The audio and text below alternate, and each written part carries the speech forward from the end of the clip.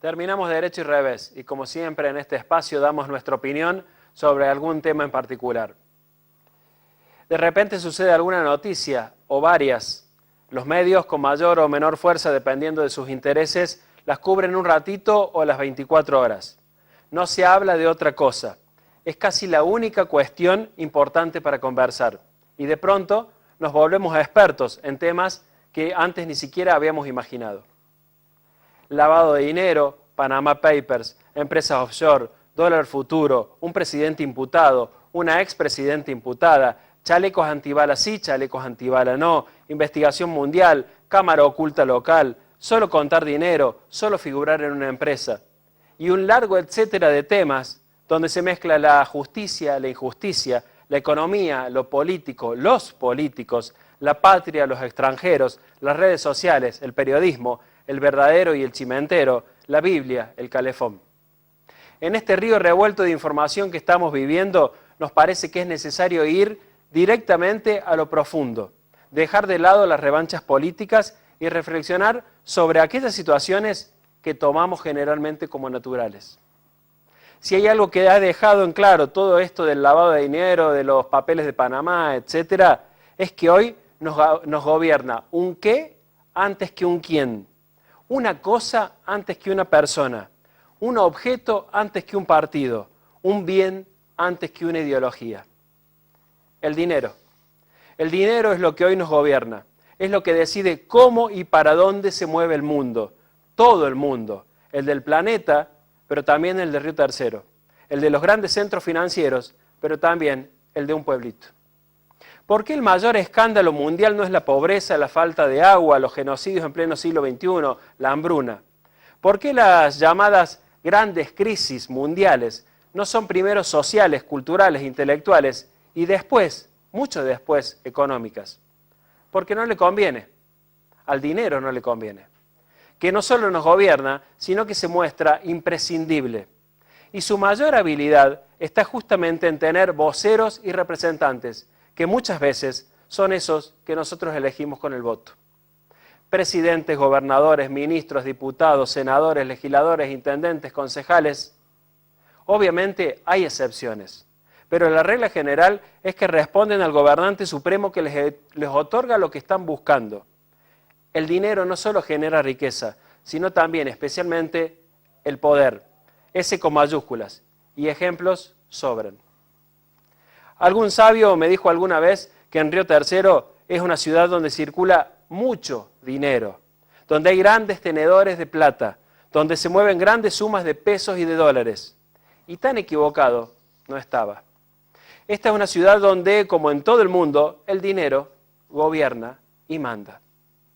Dirige, da poder, en grandes operaciones comerciales, pero también en la rutina diaria. Y también divide, segrega, sectoriza, separa. La salud, la educación, la justicia, las obligaciones, los derechos, el acceso a los gobernantes, la eficacia en los reclamos, el cumplimiento de la ley y casi todo, no es igual para los ricos que para los pobres. Lo vemos a diarios y muchas veces al día. Así, dentro de una ciudad podemos decir que hay muchas ciudades o mini ciudades, ciudades de los de arriba y de los de abajo, de los de afuera y de los de adentro, de los conocidos y los desconocidos, de los barrios y del centro. Y en muchos de esos casos, la variable que los divide es riqueza, pobreza. Antes de terminar, una referencia que nos parece necesaria. Así como es impensado decir que en Río Tercero no hay pobres de inmensa pobreza, tampoco podemos decir que en Río Tercero no haya ricos de inmensas riquezas. Vivimos en el planeta Tierra, donde ya dijimos quién gobierna. Dice Eduardo Galeano, los nadies, los hijos de nadie, los dueños de nada, que no son aunque sean, que no hablan idiomas sino dialectos, que no practican religiones sino supersticiones, que no hacen arte sino artesanía, que no aplican cultura sino folclore, que no son seres humanos sino recursos humanos.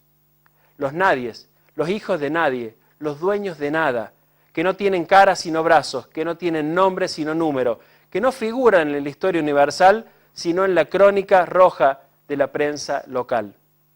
Los nadies, los hijos de nadie, los dueños de nada, los pobres. ¿Ser rico o millonario es un delito? Obviamente que no. Pero ¿por qué entonces ser pobre sí parece serlo? ¿Por qué los ricos no piden permiso mientras los pobres tienen que esperar que alguien se los dé? Gracias por acompañarnos. Buenas noches. Hasta la próxima semana.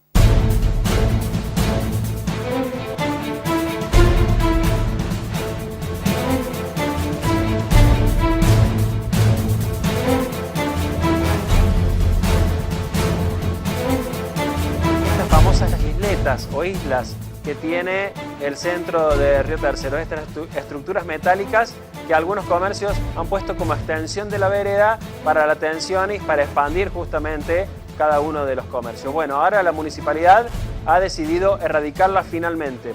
Nosotros planteamos que la ciudad tenía que migrar hacia un orden que tenía que darse en muchos aspectos. Las islas es uno de estos, pero no es el definitivo ni es la cuestión central del orden de la ciudad, pero sí hace a limpiar un poco todas las vías importantes de la ciudad, en este caso la calle Libertad. Ella sabe que en estas cuestiones cuando ya está hecho, ya está, no vuelven atrás. Pero bueno, siempre te queda esa cuotita de decir, bueno, lo pueden rever o no, pero bueno, no. Totalmente decepcionada con ese tema, pero bueno. No ha sido una resolución favorable para nosotros, pero no obstante estamos evaluando las posibilidades de acudir ante una instancia superior para que se revea esta cuestión, porque consideramos que son válidos los fundamentos que estamos planteando nosotros, tanto de hecho como de derecho, para la admisibilidad de dicho trámite.